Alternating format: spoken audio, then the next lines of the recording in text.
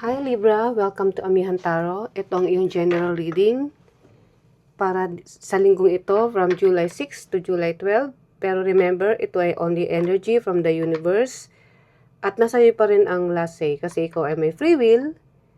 At again, ito ay isang message lamang o gabay para sa linggong ito. At para sa mga napadaan dito sa aking channel, please subscribe, pakihit po ang notification bell, at kung magugustuhan mo ang aking reading, please comment, like, and share. So now Libra, ito ang iyong reading.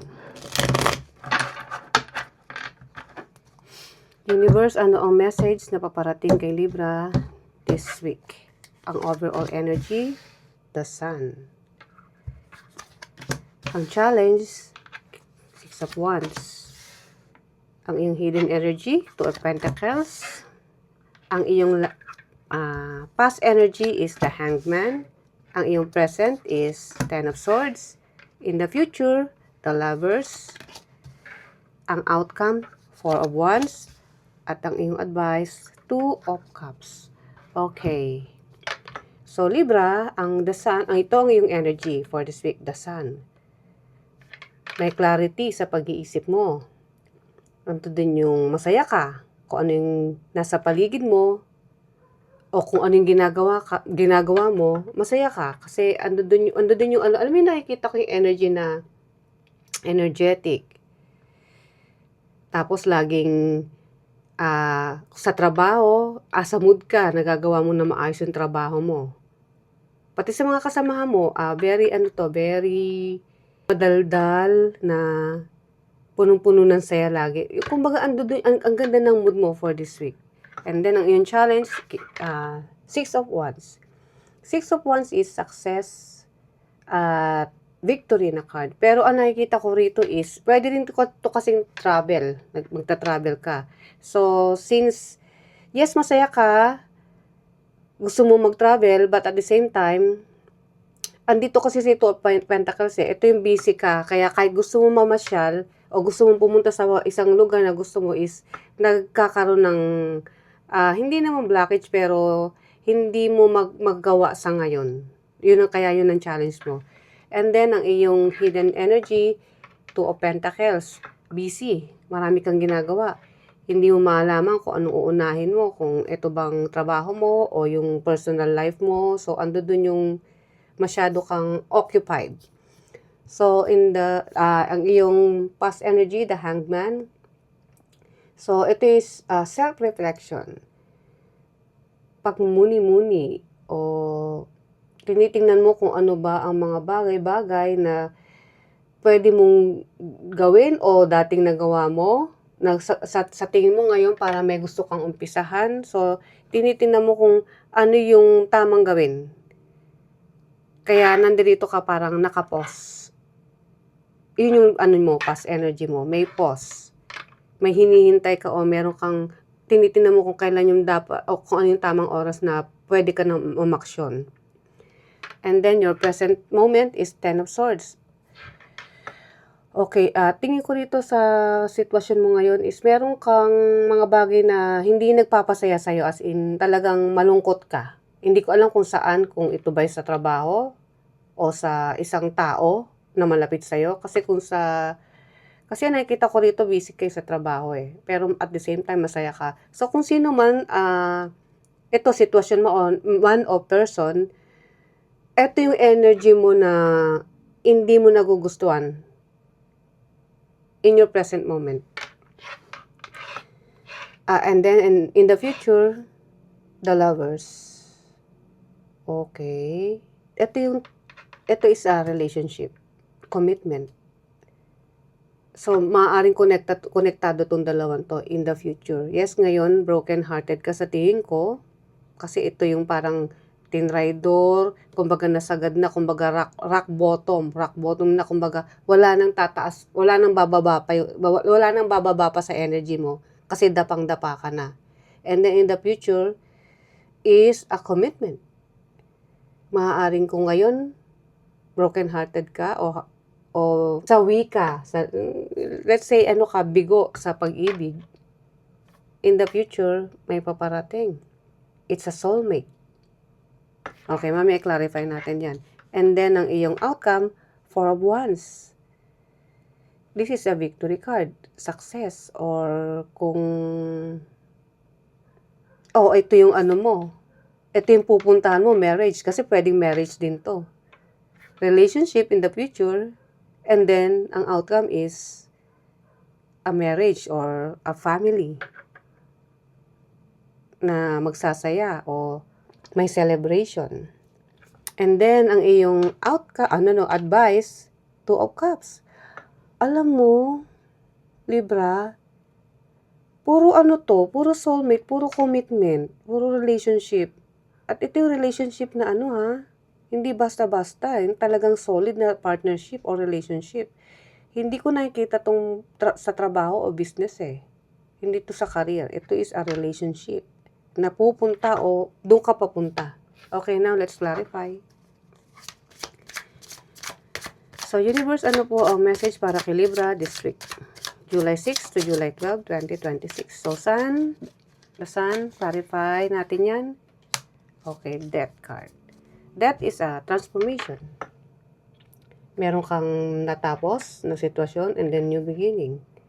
So, kaya ka masaya dahil meron kang chapter na natapos na. Okay. Itong 10 of Swords is related to relationship na nanakit sa'yo. And then, dahil nga 10 of Swords also is a completion, ngayon tinatapos mo na yon, whether you like it or not. Pero sa tingin ko tinatapos mo na. Masakit man, yes, tinapos mo na. Pero nagmo-move on ka na ngayon. Kaya, kumbaga, nagkaroon ka ng clarity sa isip mo. At yung clarity na yon is yun yung nagpapasaya sa'yo. At least nag-move on ka na. Kaya kung dati luhaan ka, ngayon ando doon na yung nag-uumpisa na makarecover ka. At kung sino man yung mga tao na sa paligid mo, nagbibigay ng saya sa'yo at ganun ka rin, nagbibigay ka rin ng saya sa kanila. So, ayun, nagkaroon ka ng transformation. And then, 6 of Wands. Clarify natin yan.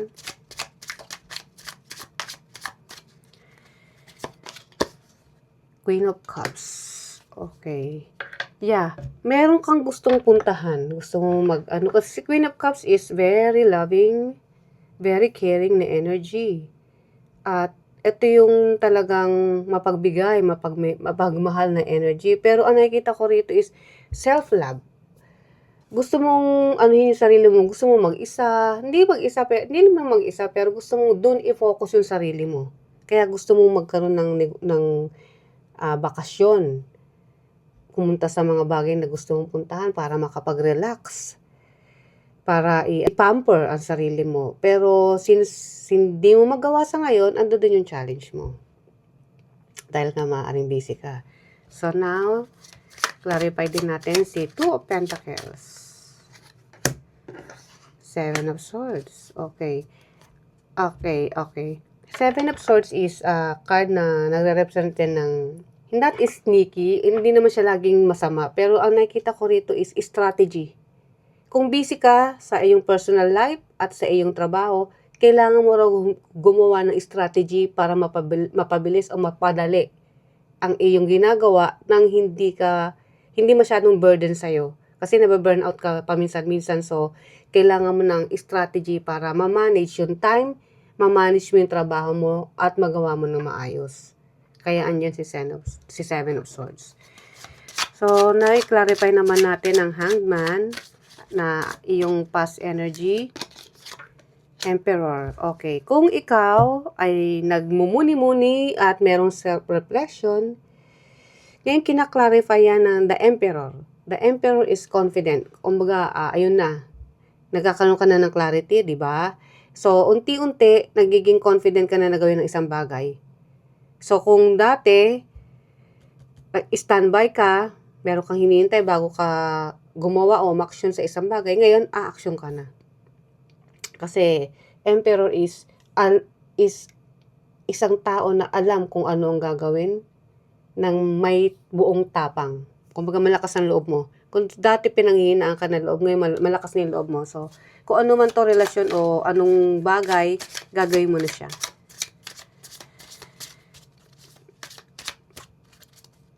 Okay, Ten of Swords. I-clarify natin yan. Yes. Ten of Cups. Oh my God. Yeah, Libra.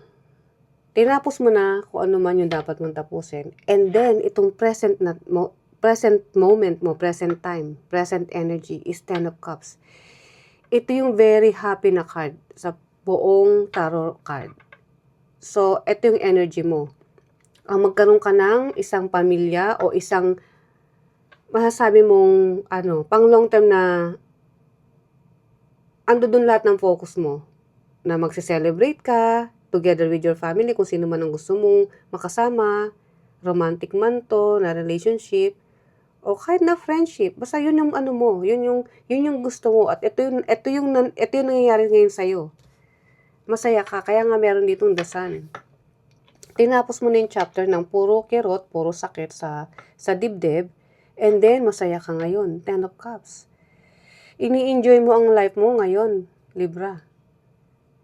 Hindi mo na iniinda o ninanamnam yung sakit na naranasan mo in the past.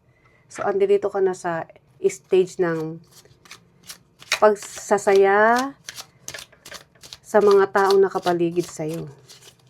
And then, i-clarify natin ang the lovers, partnership. Yes, Knight of Wands. Ando dun yung, sige, pupunta na ako kung sino man to.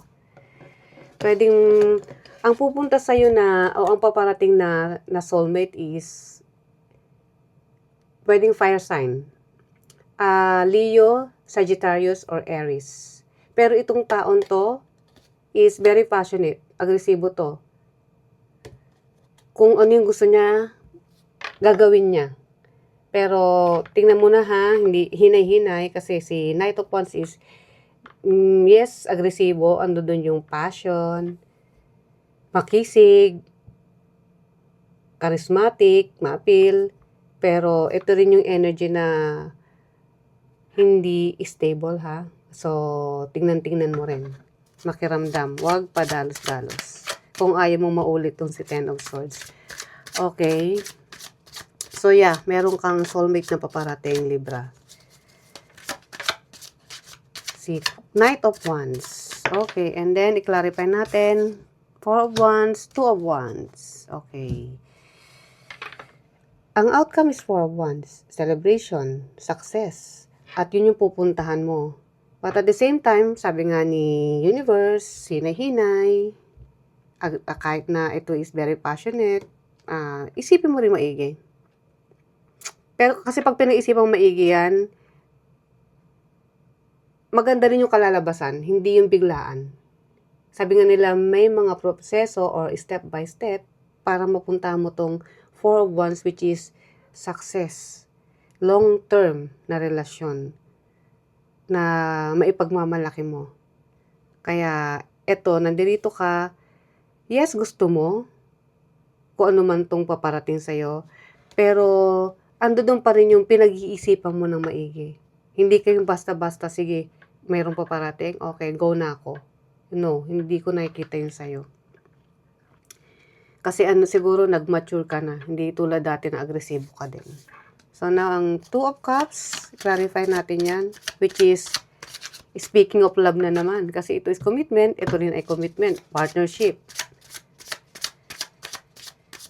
Okay, tignan natin. Uy, si the Empress. Okay, Two of Cups clarified by the Empress. Yes. Ang sabi ni Universe, bago ka pumunta sa isang relasyon, kasi ikaw si the Empress alam mo kung ano ang nararapat sa'yo. Alam mo kung ano yung dinideserve mo. At kung sa tingin mo itong si Knight of Wands ay ibibigay kung ano yung match na energy mo, doon ka magdidesisyon na yes, ito na yung para sa akin na pwede kong hindi agad yung deep connection na masasabi mo na i-go mo na kung ano man to magiging relasyon o magiging estado ng paumpisa na relasyon dito kay Knight of Wands.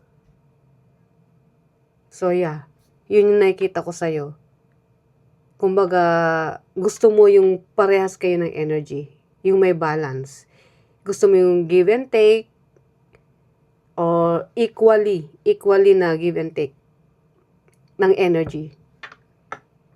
So, Libra, pero maganda to ha, serious commitment to. Itong dalawang tong narito, serious yan, at magandang partnership. So, Libra, ito ang iyong reading. So, now, i-clarify natin yan. Ay, i-clarify, sorry. Message from the universe. Release resentment about money. Yes, the money system of the world can seem upsetting, but holding resentment about finances just pushes your abundance away. Instead, see money as a tool you can use to better the world, and this shift will help you attract support and golden opportunities.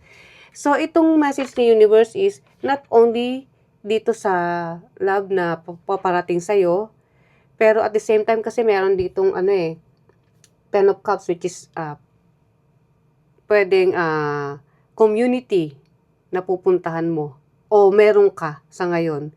So, kung yun ang focus mo, ituloy mo lang.